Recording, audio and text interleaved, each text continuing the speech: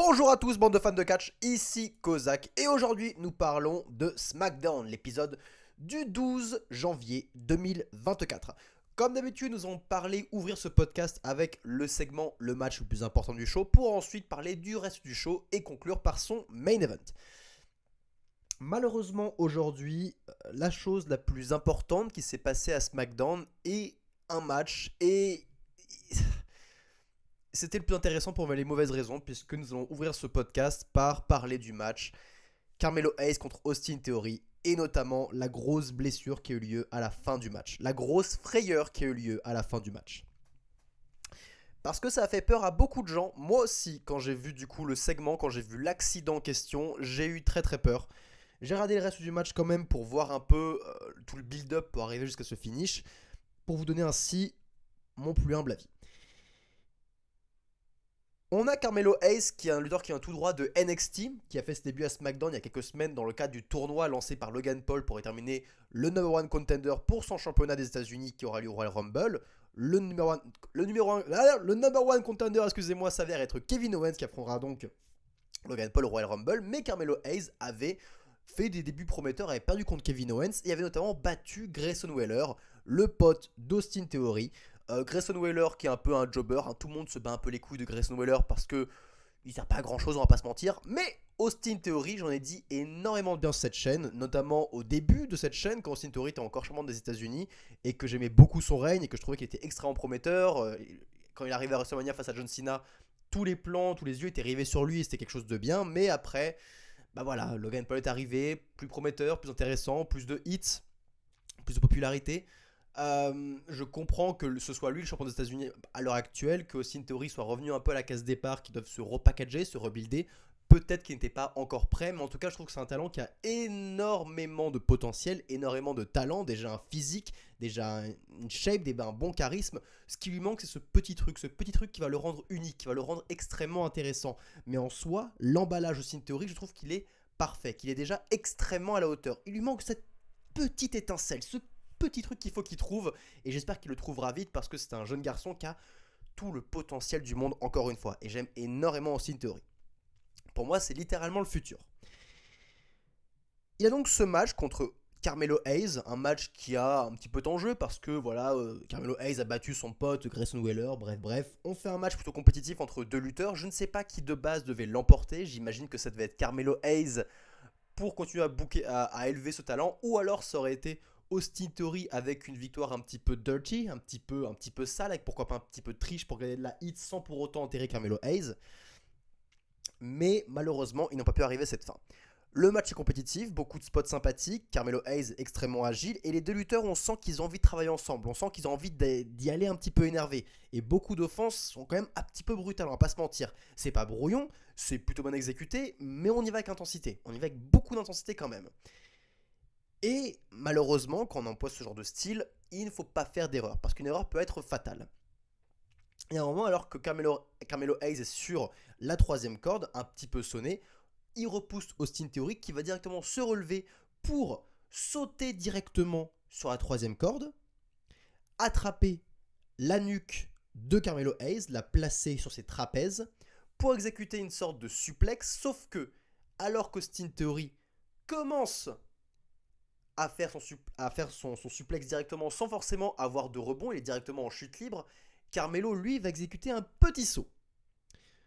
Je ne m'y connais pas assez dans le in-ring pour savoir à qui est la faute. Est-ce que c'est Austin Theory qui aurait dû suivre Carmelo Hayes et en effet exécuter un petit saut pour élever un peu le suplex, que la prise se passe sans danger, ou bien est-ce que c'est la faute de Carmelo Hayes qui n'a pas bien compris ce que faisait Austin Theory et qui a sauté pour peut-être se préserver et du coup ça a entraîné l'accident. Je n'en ai aucune idée.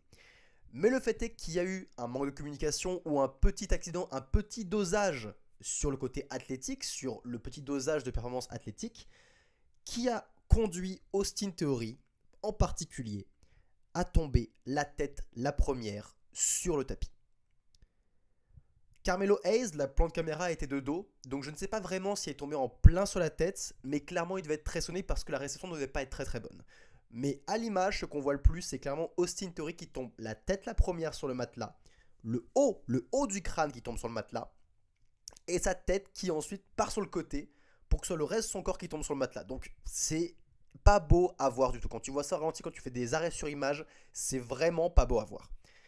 Et je n'ai jamais vu un X balancer aussi vite dans le catch des temps modernes. Je félicite énormément l'arbitre pour avoir vu ça directement et directement sonner une fin de match. On est loin de des arbitres de la AEW. Là-dessus, beaucoup plus de professionnalisme. Un accident grave a lieu, le lutteur chute sur la tête, on réfléchit même pas. Je vous attrape les mains, vous répondez pas, X, balancé directement, fin du match. Parce qu'on ne plaisante pas avec ces choses-là. Encore une fois, je pense que Luther n'était pas obligé de prendre autant de prises de risques, surtout quand tu as deux jeunes talents qui ont envie de montrer un peu les crocs, qu'il n'y a pas un vétéran pour les calmer un petit peu. Peut-être qu'ils auraient dû baisser un peu la prise de risque pour que ce genre d'accident n'arrive pas. Après, un accident peut arriver à tout moment. Mais dans ces cas-là, l'arbitre a une pression énorme et doit être extrêmement professionnel. Et cet arbitre a été extrêmement professionnel. Gros big up à lui, énorme big up à lui. Arrêt du match instantané, no contest. Et on rentre en coulisses et on va essayer d'aller mieux. Apparemment, les deux lutteurs vont bien. Austin Theory aussi, apparemment, il va bien. Et ça me soulage énormément.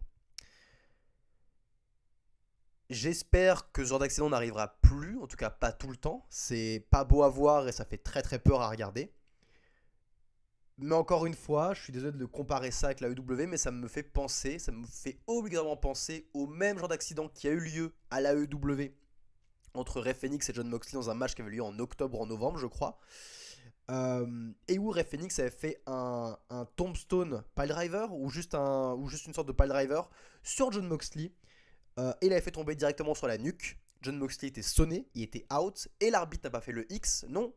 L'arbitre a dit ok, on finit le match. Et il a ordonné Rey Fenix de refaire le spot. Rey Fenix a refait le spot et a remis Jon Moxley directement droit sur la nuque. Dans une promotion, un accident arrive et on est très professionnel et on se préserve, on sauve nos talents le plus vite possible. Dans notre fédération, dans la fédération la plus safest in the world, c'est pas la même. Encore une fois, je suis désolé de tacler la AEW, mais en ce moment, c'est un petit peu tendance avec Tony Khan sur Twitter. Donc, je me permets. Voilà, en tout cas, c'est dommage pour ce match qui avait beaucoup de potentiel, qui était très sympathique, mais qui malheureusement s'est très mal terminé. Autrement, ce SmackDown était un bon épisode. En effet, l'épisode s'est ouvert avec la Bloodline qui est de nouveau un petit peu excitante. En effet, on a le Royal Rumble qui arrive, le Fatal 4-Way qui est annoncé, mais je ne suis pas fan de la décision de faire un Fatal 4-Way. Je comprends cette décision pour protéger Randy Orton de la défaite. Parce que normalement, ça aurait dû être un 1v1 Roman Reigns contre Randy Orton et Randy allait perdre et ils ne voulaient pas arriver à ce résultat-là. Du coup, ils ont fait un Fatal 4-Way. Bon, tant mieux pour eux, mais bon, c'est un petit peu dommage.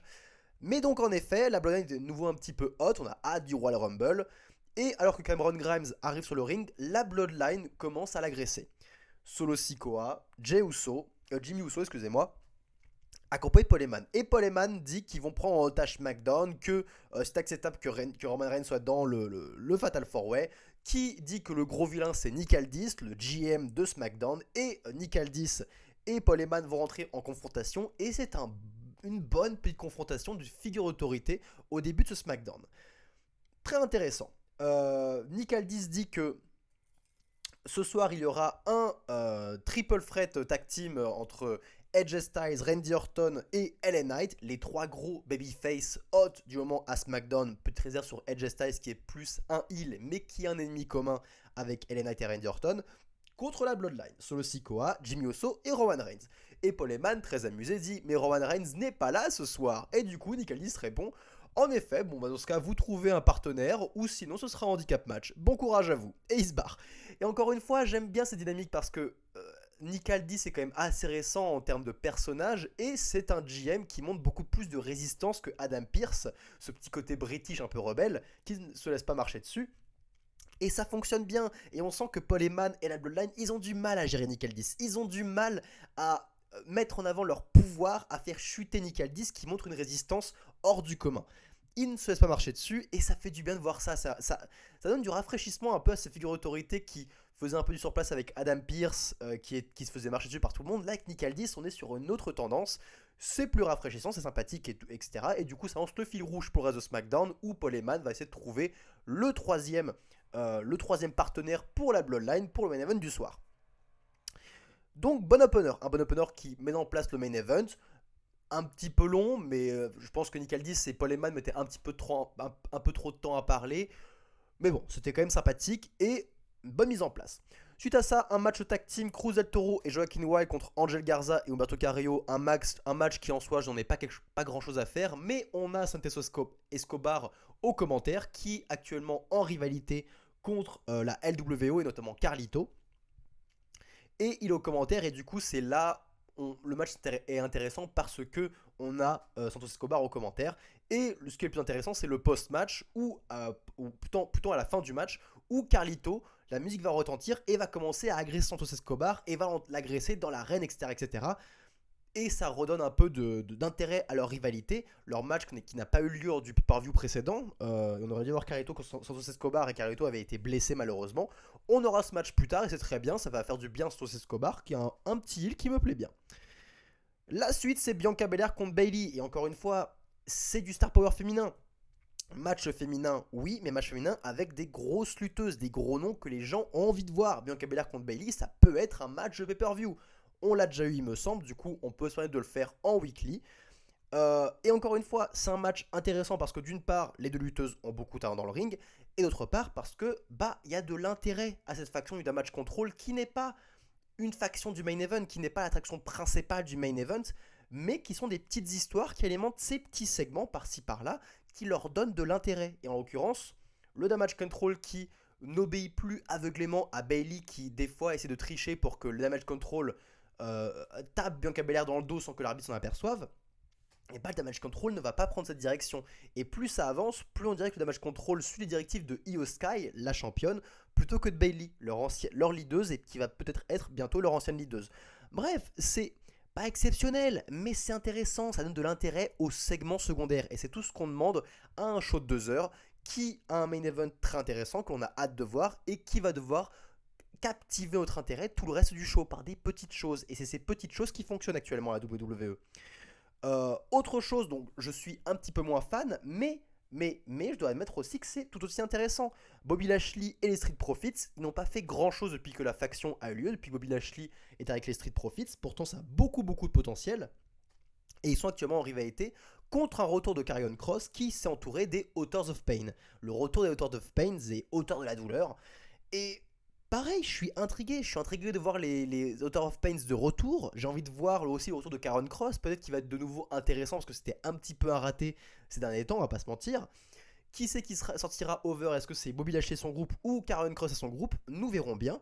Mais c'est intéressant, c'est pas extrêmement intéressant, mais c'est juste intéressant, juste ce qu'il faut pour nous maintenir captifs.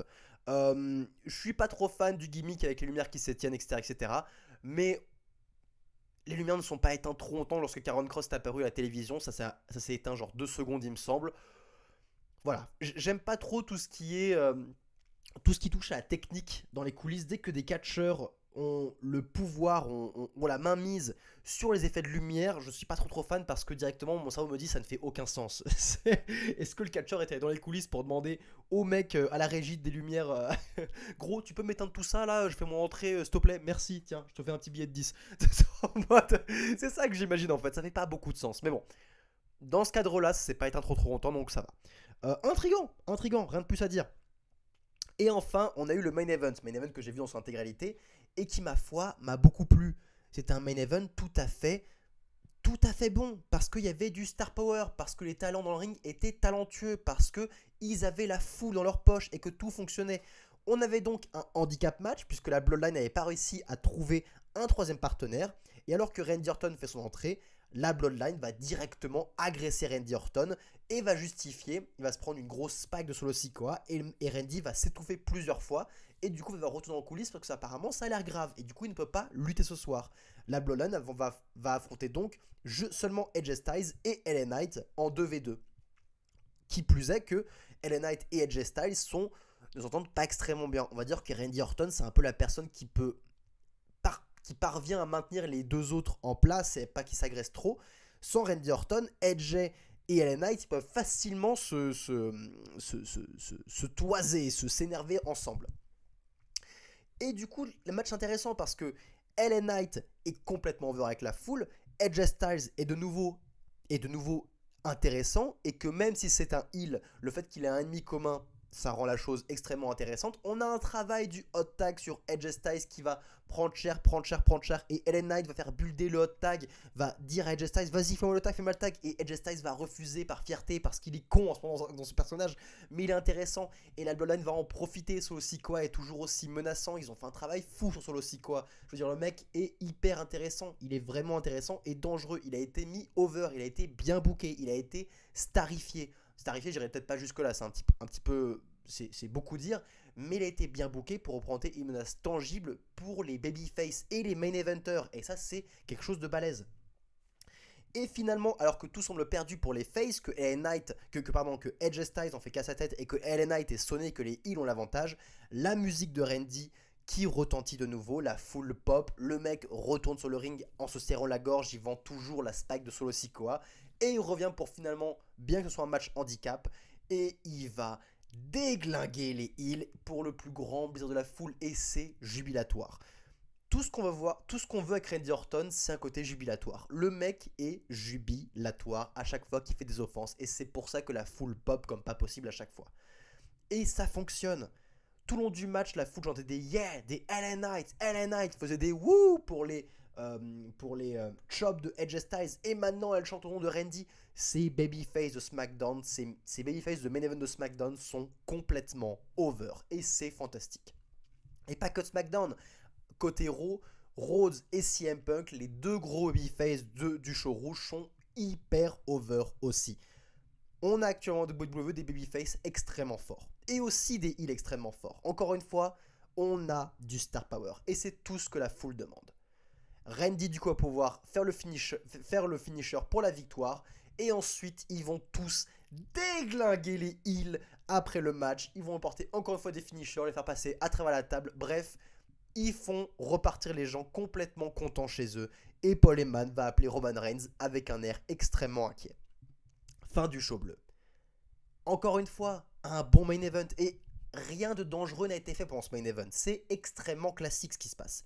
Pas de grosses prises de risque, des prises simples, mais vu qu'il y a du star power, vu que les talents sont over, la foule est à fond.